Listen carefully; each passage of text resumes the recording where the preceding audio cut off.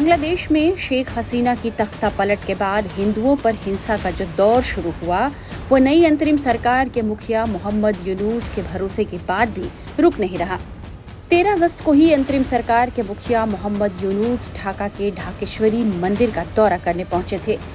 वहां उन्होंने हिंदू समाज के प्रतिनिधियों से मुलाकात भी की थी और उनकी बात भी सुनी।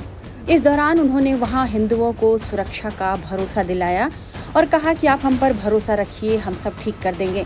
उन्होंने हिंदू समुदाय के लोगों से धैर्य रखने का आग्रह किया और आश्वासन दिया कि उनकी सरकार अल्पसंख्यक समुदाय पर हमला करने वालों को दंडित करेगी। ये तो आप लोग जानते ही हैं, ढाकेश्वरी टेम्पल मंदिर ये तो बांग्लादेश का जातीय मंदिर है, ठीक है, नेशनल मंदिर है। तो यहाँ पे उन्हीं आए थे, उन्हीं हम सबको ये विश्वास दिलाकर गया है कि सारे बांग्लादेश में जो मारपीट, जो हंगामा, जो तोड़फोड़ हुई, जितने सारे क्राइम हुए, उन सब का उन्होंने रियलिटी भावे खोद के निकाल के उन सब का विचार करेंगे, इन्वेस्टर करके। हाँ, एवं उसके साथ साथ उसने हम सबको ये भी बिलीव दिलाया है, हम सबको भरोसा दिया है कि अभी जो अंतर्वर्तीकालीन सरकार है ये हमारे साथ है। हम जब चाहे उनको बुलाए वो हमारे साथ रहेंगे। पॉजिटिवली उन्हीं हम सबको ये विश्वास दिलाया है। और मैं आपको सबको ये सब अथवा करना चाहता हूँ कि सारी बांग्लादेश में जो हुआ है वो नेचुरली बिलीव करना जैसा नहीं है। हम लोग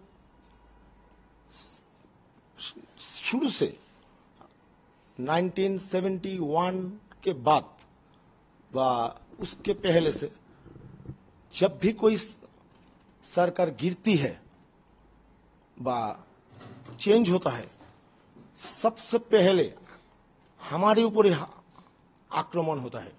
हम ही सब रोषण का हिस्सा है। सकल राजनीतिक जो दल है सब हमारे ऊपर रोष है। हम विश्वास रखते हैं कि उसने हमें जो विश्वास दिलाए है वो जरूर पूरा करेंगे।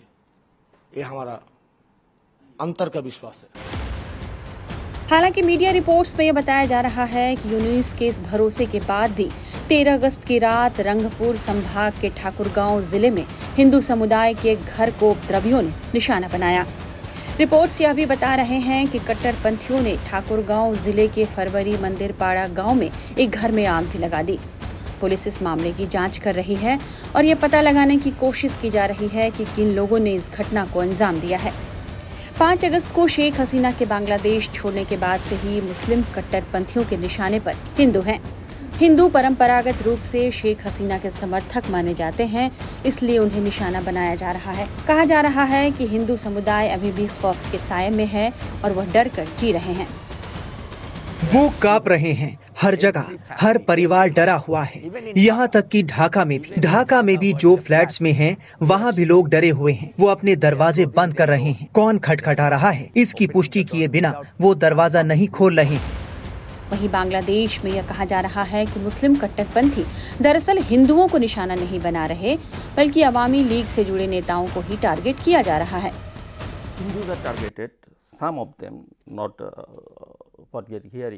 कुछ हिंदुओं को निशाना बनाया गया है। ऐसा नहीं है जो हम विभिन्न कोनों से सुन रहे हैं। मूलतः ये राजनीति से प्रेरित है, क्योंकि इसमें अवामी लीग को निशाना बनाया गया।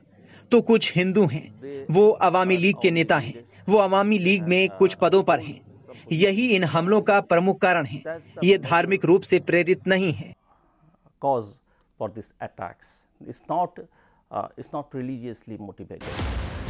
मुस्लिम कट्टरपंथियों की हिंसा का सबसे ज्यादा शिकार वहां के अल्पसंख्यक हिंदू हुए हैं और अपने ऊपर हुए जुल्म और अत्याचार के बाद अब वे सड़कों पर उतर आए हैं।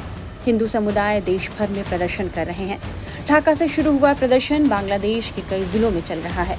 हिंदुओं में इतना ज्यादा गुस्सा है कि वे सेना से भी टकराने को तैयार हैं। 13 अगस्त को ही ऐसे ही एक प्रदर्शन में प्रदर्शनकारियों की सेना के जवानों के साथ झड़प भी हुई। सनातन अधिकार मंच के बैनर तले ढाका में हिंदू समुदाय के लोग 13 अगस्त को फिर प्रदर्शन करने पहुंचे थे।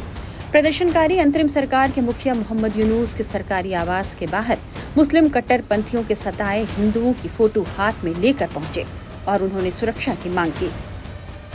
जिस वक्त ये प्रदर्शन हो रहा था उस वक्त मोहम्मद यूनुस अपने सरकारी आवास के अंदर अंतरिम सरकार के सदस्यों से मुलाकात कर रहे थे और इसके बाद भी ढाका के मंदिर पहुंचे। उम्मीद की जानी चाहिए कि मोहम्मद यूनुस ने वहां के हिंदुओं को जो भरोसा दिया है वो भरोसा टूटे ना।